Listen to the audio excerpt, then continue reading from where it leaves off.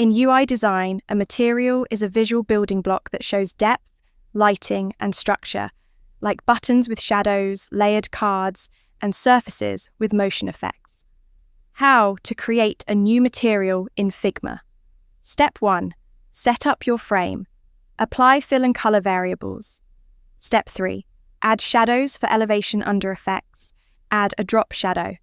Customize the Y offset, blur, and opacity to reflect proper material elevation, e.g. use 046 for a medium card. Step 4. Add borders and corners. Use a subtle border for visual separation if needed.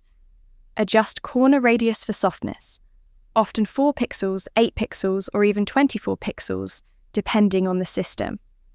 Step 5. Embed content. Add text, icons, or other components inside the frame. Use auto layout, Shift+A, for spacing consistency and alignment.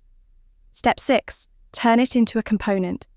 Select the entire frame and hit Ctrl+Alt+K to create a component. Name it clearly, e.g. material/card/base or material/button/filled.